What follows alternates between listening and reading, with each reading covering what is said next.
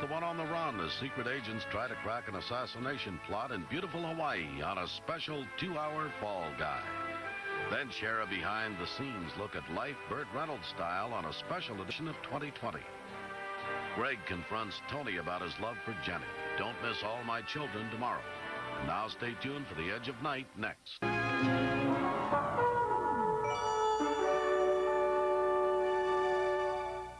Your 4-year-old wakes with an earache. The doctor isn't available, and you're tempted to give her eardrops. Well, don't. Dial a toll-free medical hotline. A new way to get quick, accurate medical advice. TelMed, for example, will play their tape Earaches in Children. It says don't use over-the-counter eardrops. A medical society started TelMed. It's non-profit, and their tapes cover everything from hiccups to x-rays. There are also specialized hotlines for allergies, nutrition, epilepsy, cancer, and many more. Write for an FYI hotline directory. Tuesday, when the chips are down, Bet it on. Jack goes for broke. I lost $15,000. Three's company. Then Madeline's thrilled to see her sister, but not with her husband. Yes, Charlie, we see you. Oh, Madeline. Tonight, all starting at 9, 8 Central and Mountain.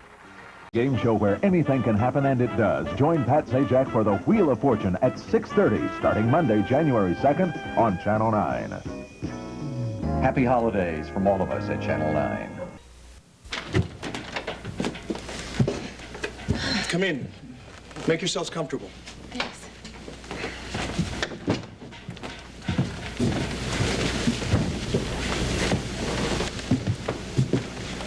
Grandfather, this is Cliff Nelson. It's a pleasure to meet you, sir. And this is his partner, Dee Dee Bannister. The woman? I'm afraid so. Yeah, dark and beautiful, Miss Bannister. Enrich my home. Please, be seated.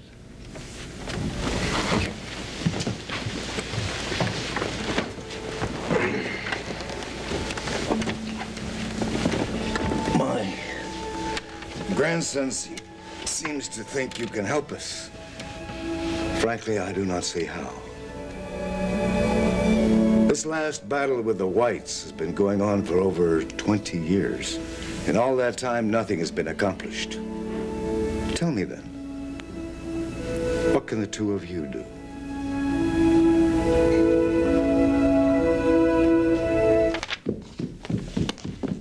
Do you have any luck? If I sold running shoes around here, I'd make a fortune. I talked to everybody. After you and Alicia left the dining room, Sir Humphrey left, followed by Jillian. Then Dot went into the kitchen to talk to Gunther. And then Jim and Guy went in totally opposite directions. Not the friendliest party I've ever attended. And absolutely none of them have a good alibi for the second ghost appearance, except for Gunther and Dot. Well, whoever's impersonating the ghost of Anne Hayes, it's certainly not Gunther. I don't know. I don't get it. Dot and Gunther are in the kitchen. He hears a noise. They go out to investigate, and they see this apparition in the gazebo. Cue resident screamer, Dot. So I go on outside, and I find two hysterical people, and the apparition disappears. Where'd it go? Yeah, where? And how? What do you mean? Well, I told you. I mean, the only tracks in that freshly fallen snow were mine.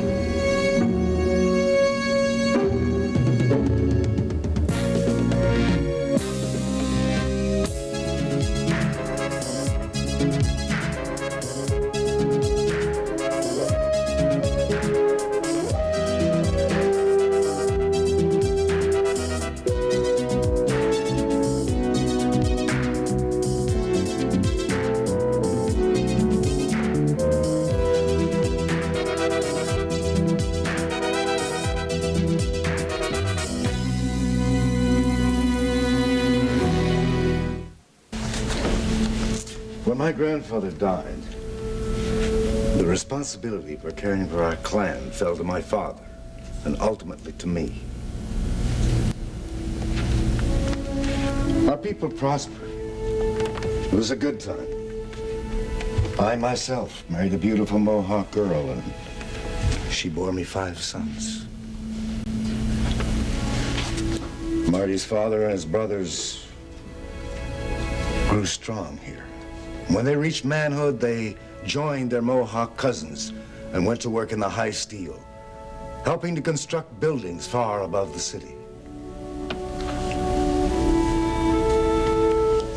grandson walked a different path. His dream was to know the law of the white man, that he might better understand his ways and help our people. Marty is an eloquent, compassionate man. He'll make a fine lawyer.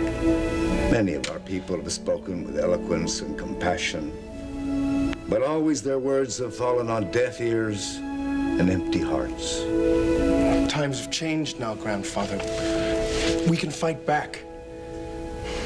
Not by striking at the heart, but by looking within the heart to see what makes it beat. Perhaps. Perhaps. But for me, the white man's heart will always be a closed book. I shall never cease to be perplexed by his actions. And now, grandson, you bring one of them here, along with a woman, to try to get back what they have taken from us. Oh, just a minute now. Dee Dee and I do not believe in barriers. We have taken an oath to uphold the law. We believe that justice should prevail wherever and whenever possible. I approve of such an oath. Marty mentioned a treaty of some kind. Small treaty. Of little importance to anyone but me. And me. But I'm old and sick and tired. Soon I will die.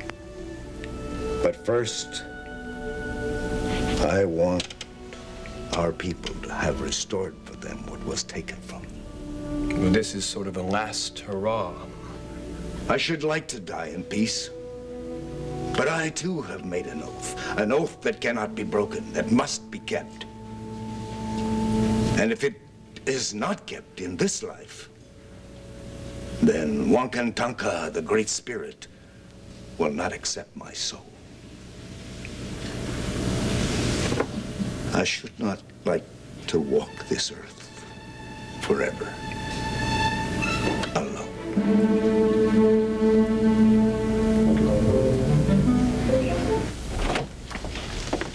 Oh, Nancy, how good to see you. Anything I can get for you, Mr. Wilton? Coffee? No. No, that'll be all, Eric. Nancy, I apologize for not being here the last time you came to see me. I see you have the revisions to Sword of Love? Yes. Lane, there's something I would like to discuss with you. Of course, that's what I'm here for. Is it about the second book? No, it's not about either one of them. Oh, well, whatever it is, I'm sure we can work it out. I'd like to know why you've been behaving so rudely to Mike, and I'm not leaving until I get an answer. Well, I know why they call it servants' quarters, because it's about a quarter the size of a real bedroom. But we can't complain. Not everybody gets the opportunity to sleep in a room that's been decorated by Dot and Jim Earl. Skylar, what is it? Nothing, honey. I'm just thinking. About what? Alicia. Wrong answer. Look, if Alicia is here, she's joined the house party. It only means one thing. That Jim's big business deal is going to be nothing short of a full-scale revolution. What's the name of that island that it's supposed to be on? Agua Caliente. Why are they doing this? It's big business, honey. I mean, they buy the arms, they support the proper regime, and they make out like bandits. Wait until the war is over, they go on down and rob them blind. So you're telling me that Dot and Jim and Sir Humphrey and Alicia are going to wage a war? And win without a scratch. Well, if that's the case, then let's just turn them all in. I'd love to see Alicia in your basic prison gray. I don't think they've gone far enough to break any laws yet. What we can do is use what we know against Alicia so that she won't tell the Digby's and Guy Tavernier who we really are. I wouldn't trust her as far as I could throw her. Yeah, well, I think in this case she's going to go along with what we want her to do, because if she's involved in this, it means there's a great profit to be made. She wouldn't want to jeopardize that. I still think we should turn them all in. Well, can't do that. We've got to find a double murderer. Well, that's gonna have to wait. No ghost hunting tonight. Tonight we spend in bed.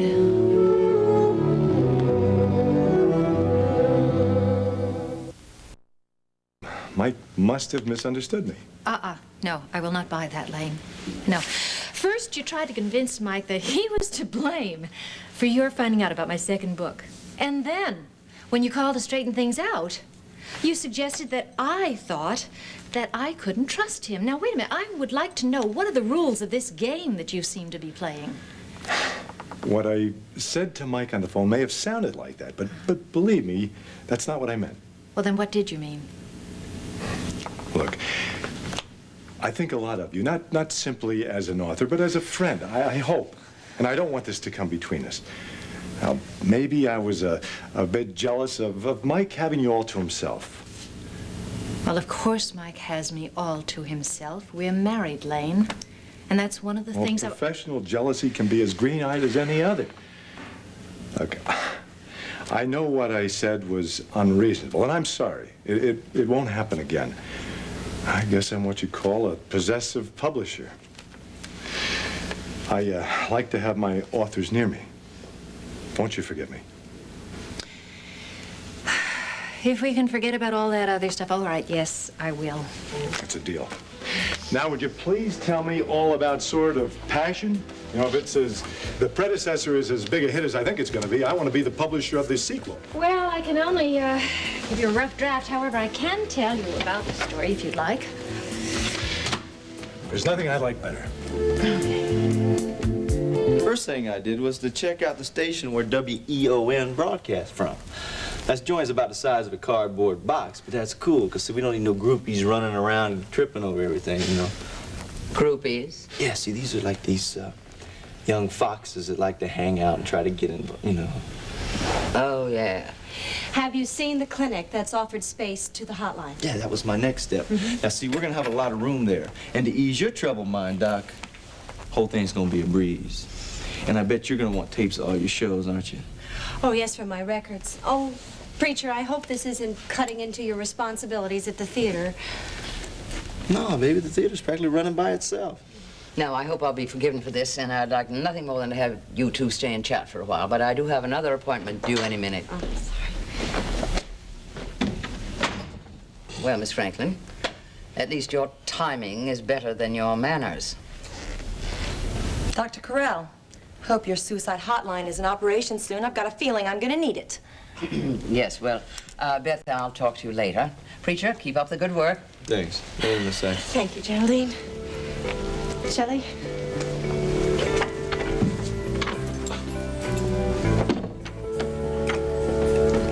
Now, what was that little remark all about? Oh, get off it. You know what it was about.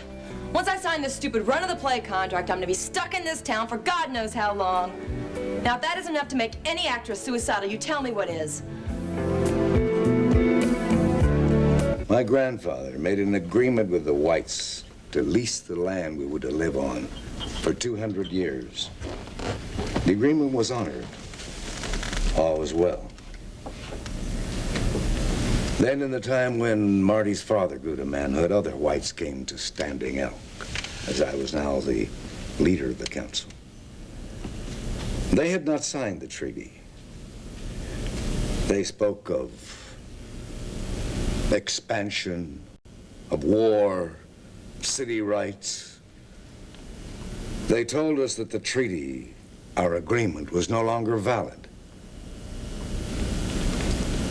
They showed me papers from the city government saying that our property now belonged to the city.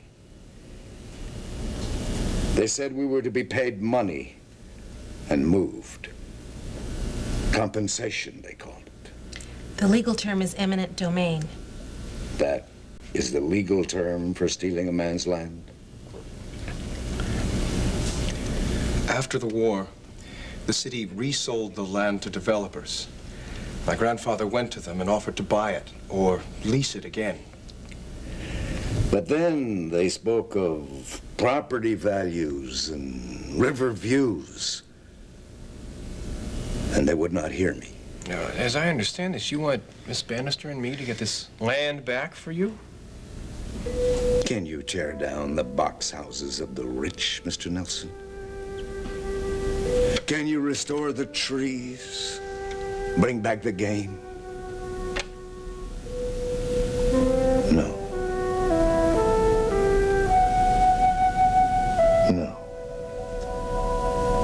I want one thing only.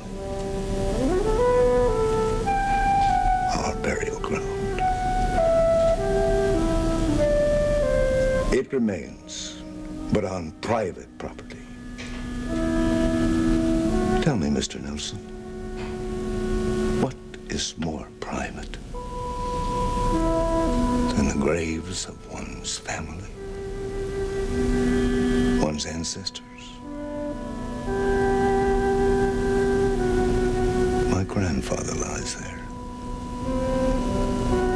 as does my father. My beautiful wife. And 3 of our sons who fought in their war.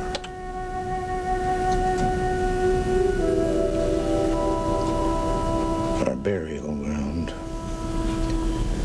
That and that alone I wished restored to my people.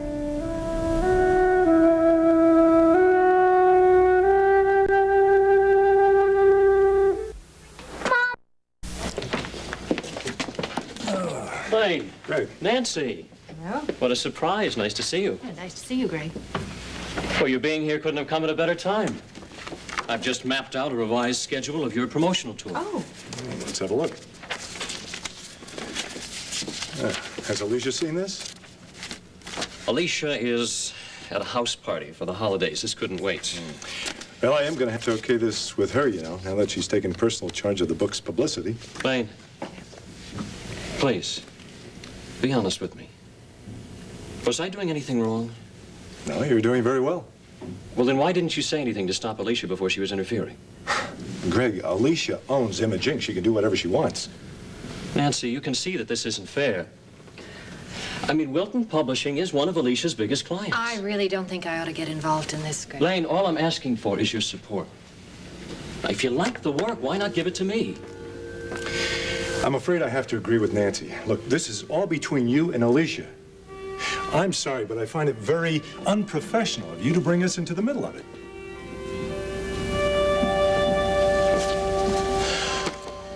All right.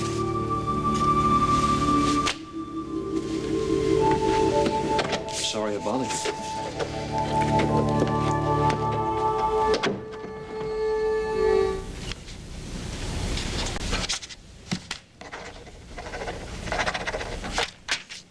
Thank you. Yeah. Well, now that I've sold my soul to the Whitney Theater, I was wondering if I could at least get a little extra publicity. You know, I want the world to know where I've been shanghaied to. I'm afraid it isn't feasible. And I don't find it necessary. After all, the theater has been packed most every night lately. Well, I wasn't talking about local publicity. No, Shelley, it can't be done. We're way over budget now. Well, then I'm sure you won't mind if I just take it into my own hands and use my own money for publicity, okay? You must feel free to do as you wish. Good. You see, I've already hired Image Inc. to represent me. I see. Well, I'm sure you must do as you feel is best. But I hope you realize that hiring a firm of that size can be very costly. Even with your raise in salary, the Whitney Theater isn't exactly paying you a fortune. Really? I hadn't noticed. Listen, don't worry about it, Mrs. Saxon. I can afford it. I do hope so, my dear. I do hope so.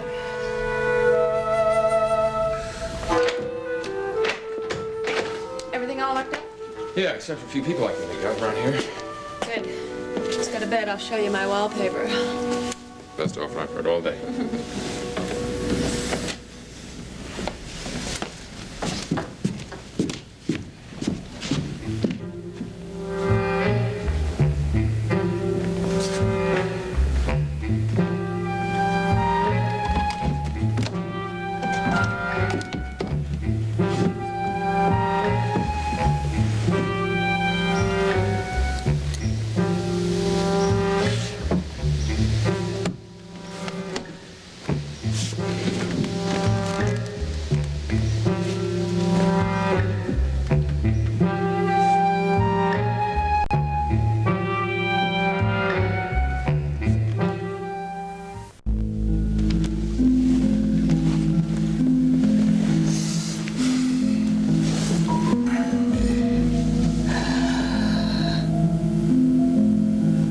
stop staring at the ceiling and kiss me?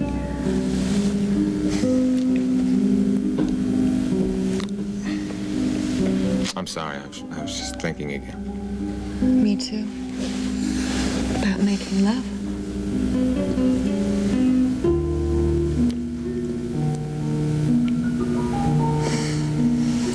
All right. What are you thinking about? Our life together. It's not exactly been a bed of roses, has it? No. This is what it comes down to. I'm living in the servant quarters of the house that I used to own. It stinks. If there was some way that I could change it, Raven, I would. I know. It's not your fault. Yes, it is. I mean, look, in all the marriages that you've had before, even the ones that you don't talk about much, have you ever been this poor? You ever been this desperate? I've had some awfully hard times. But we'll manage it all right. All right. Clothes in our bags, some crummy office that Mickey Spillane wouldn't look at twice. Eating cold leftovers for dinner. What about Geraldine? If it wasn't for Geraldine, we probably would have been out in the street by now. If that's what all right is, Raven, I don't want any part of it. Oh, honey.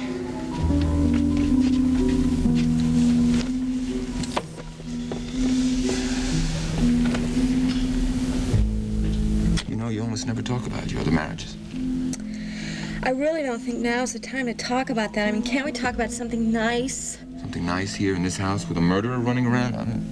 Well, the door's locked, darling. You don't have to worry. I mean, as long as we're gonna talk. Let's talk about getting our money back.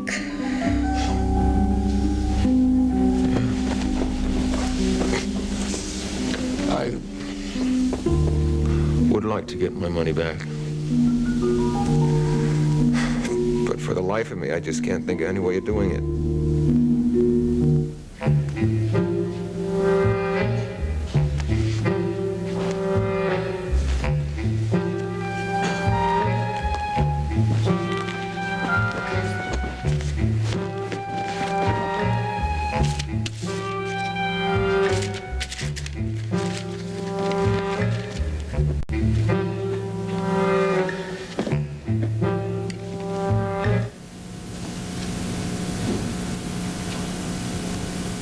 Senor Varney.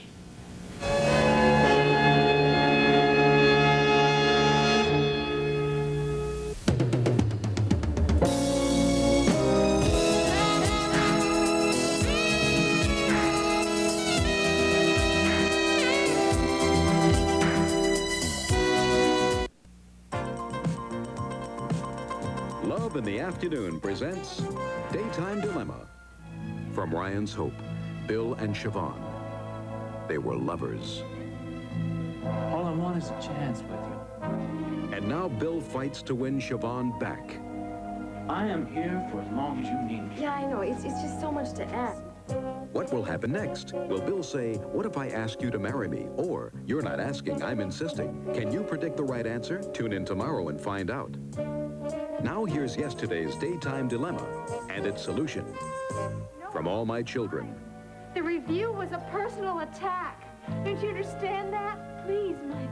After all we've meant to each other, please, you can't send me there alone. To face that kind of hostility, to be humiliated, to be laughed at.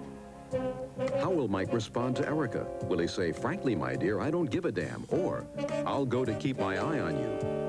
Did you predict the right answer? Here's what happens. Frankly, my dear, I don't give a damn. This Daytime Dilemma has been brought to you by ABC. More people buy dining furniture at Jerome's because our huge selection of over 75 sets includes the most popular brands in America.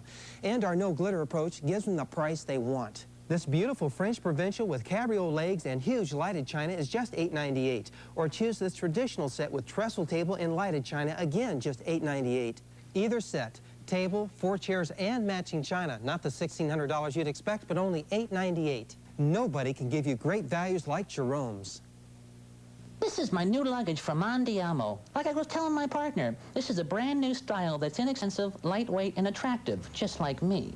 It's made of waterproof nylon that's simple to clean, stores easily, and sleeps one very comfortably. Andiamo is available at El Portel Luggage in a variety of styles for business and pleasure. I had to tell him everything. To him, it's luggage, but to me, it's home. El Portel Luggage is everything your luggage store should be. We'd like to remind you that a gift from Hickory Farms of Ohio can say Merry Christmas to someone rather tough to buy for. It can say nice job, or even say we miss you. But at Hickory Farms, our gifts also say something about the person who gives them. Come to Hickory Farms. Hello, Marge. We love it. We'll give you a taste of old-time country goodness.